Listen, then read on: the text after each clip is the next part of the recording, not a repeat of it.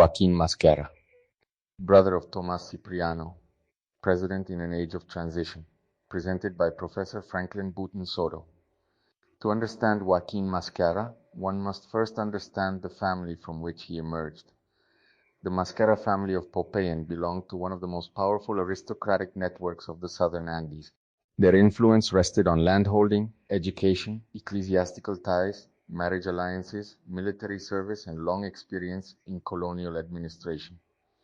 Popayan itself was not merely a provincial town. It was one of the principal elite centers of the old viceroyal order, connected commercially to Quito, the Cauca Valley, Pacific routes, and Bogota. Within that environment, the Mosquera brothers developed different public identities. Tomas Cipriano de Mosquera became known for military audacity, theatrical energy, combat experience, and later reformist authoritarianism. Joaquin, by contrast, acquired the reputation of a more restrained civilian notable. Educated, legalistic, ceremonially respectable, and suited to constitutional office during a moment of uncertainty. Joaquin Mosquera was born in 1787, making him the elder brother of Tomas Cipriano. He belonged to the generation formed before the independence wars fully transformed Spanish America. His education reflected the classical and juridical orientation common among elite Creole families. Men of his class were expected to move through law, municipal office, church patronage networks, and literate public life. This generational difference mattered. Tomas came of age in the revolutionary military world. Joaquin was formed in the late colonial administrative world. Their careers therefore illustrate the broader transition from imperial notables to republican strongmen. Politically, Joaquin cannot be placed neatly into the later liberal or conservative party categories because those parties had not yet fully crystallized during his brief presidency. It is more accurate to describe him as a constitutional moderate associated with civilian order, regional elite conciliation, and post-Bolivarian stabilization. He represented sectors that wanted neither permanent military dictatorship nor renewed revolutionary upheaval. Many elites in 1830 desired above all a government capable of preserving property, maintaining public order, calming factional passions, and managing the collapse of Gran Colombia without complete anarchy. Joaquin's temperament and pedigree made him attractive to such interests. In later partisan memory, figures like him were often retroactively grouped closer to conservative tendencies because of their preference for hierarchy, moderation, and institutional caution. But that should not obscure the fact that he governed before the later party labels acquired their mature ideological meaning. How did he attain power? The answer lies in the crisis following the resignation of Simón Bolívar and the disintegration of Gran Colombia in 1830. Bolívar's personal authority had long held together a union increasingly weakened by Venezuelan separatism, New Granadan factionalism, military fatigue, and disputes over constitutional form. Once Bolívar withdrew, the republic required an interim civilian figure who could claim legitimacy without provoking immediate panic. Joaquin Mosquera was elected president by the constitutional mechanism then in force, with Domingo Quesido as vice president. His accession reflected not mass democratic enthusiasm in a modern sense, but elite selection under restricted suffrage. Political participation remained narrow, mediated by property, status, literacy, and local influence. Thus Joaquin came to power because he was considered acceptable to multiple factions, not because he commanded a popular movement. That distinction is essential. His political aims appear to have centered on four priorities. First, preserving constitutional continuity during imperial collapse. Second, preventing the armed fragmentation of what remained of the state. Third, strengthening civilian legitimacy after years of military predominance. Fourth, defending the interests of established property holders while avoiding radical experimentation. These aims were practical rather than visionary. Joaquin was not attempting to found a continental order like Bolívar, nor to redesign society through doctrinaire reform. He sought governability. Yet governability in 1830 was extraordinarily difficult. Venezuela was effectively departing. Ecuador was separating. The military remained politically decisive. Treasury resources were weak. Roads and communications were poor. Provincial elites guarded local autonomy. Personal rivalries among officers remained dangerous. A moderate constitutional civilian in such a setting was inherently vulnerable. That vulnerability became evident quickly when Rafael Urdanita, supported by sectors favoring a stronger Bolivarian solution, moved against the existing government later in 1830. Urdanita did not necessarily view himself as destroying legality. Like many officers of the era, he believed national salvation might require extraordinary means. But the effect was clear. Joaquin Mosquera's administration was displaced. His presidency, therefore, was brief, unstable, and overshadowed by forces larger than his office. Was he considered a good president? That depends on the standard applied. If judged by duration, transformative legislation, or charismatic nation building, no.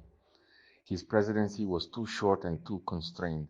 If judged by whether he represented a sincere attempt to restore civilian constitutionalism during a near impossible transition, then many historians view him more sympathetically.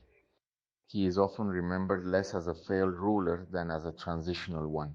His administration demonstrated that substantial sectors of New Granadan political society still desired civil authority and legal succession, even after 2 decades of war. In that sense, his historical importance exceeds the brevity of his tenure. Was he popular? Not in the modern mass political sense. The electorate of the era was limited, and national popularity as measured by broad public opinion scarcely existed. What mattered more was acceptability among electors, notables, officers, clergy, and provincial brokers. Among elite constitutionalists, Joaquin likely enjoyed respect. Among hardline Bolivarians, he may have appeared weak or insufficiently decisive. Among provincial actors concerned mainly with local power, he may have seemed distant. Among ordinary rural inhabitants, his name probably meant far less than local authorities, priests, tax collectors, and military commanders.